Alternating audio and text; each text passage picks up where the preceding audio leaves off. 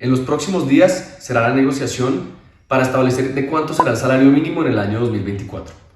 Desde ANIF, como Centro de Estudios Económicos, nos parece muy importante participar en la discusión y dar los principales argumentos que consideramos clave para que se tengan en cuenta a la hora de tomar esta decisión tan importante para el futuro del mercado laboral en el país.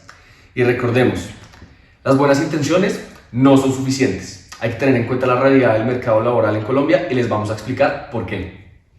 Antes de empezar a hablar sobre cuánto debería subir el salario mínimo para el 2024, es importante entender qué implicaciones tiene este precio en el mercado laboral. En primer lugar, debemos entender que el 46.1% de los ocupados ganan menos de un salario mínimo hoy en día en Colombia.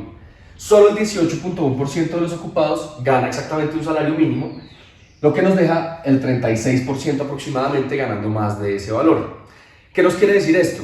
Que toda la discusión que se llevará a cabo entre el Ministerio del Trabajo, empresarios y sindicatos solamente va a afectar al 18% de los ocupados.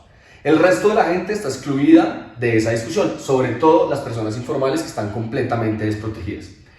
Y si el aumento que resulta de esta discusión es muy desproporcionado, este número se reducirá. ¿Qué ha ocurrido en otros años? Como podemos ver, en el 2021 el salario medio de la economía rondaba el 1.100.000 pesos, mientras que el salario mínimo era de 928.000 pesos. Eso quiere decir que el salario mínimo representaba el 86% del salario medio de la economía. ¿Qué quiere decir esto? Que la economía solo es capaz de producir un ingreso promedio cercano al 1.100.000 y le estamos diciendo a los empresarios que solo pueden contratar formalmente empleados si lo hacen por 928.000 pesos. ¿Qué mensaje nos deja esto? Las empresas, cuando sube el salario mínimo, automáticamente no generan mayores ingresos para contratar más trabajadores.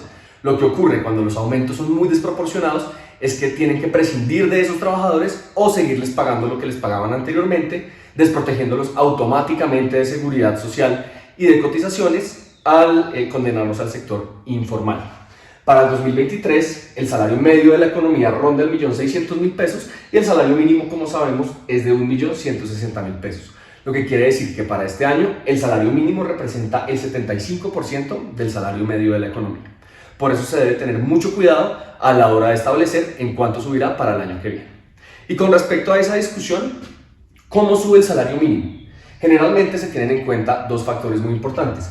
¿Cuánto fue la productividad de la economía durante el año que se está negociando y en cuánto fue la inflación?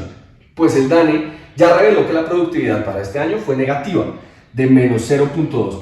Según estimaciones de ANIF, el índice de precios va a cerrar en alrededor del 9.6%, que ya son aumentos cercanos a los 2 dígitos que tendría que por constitución tener el salario mínimo.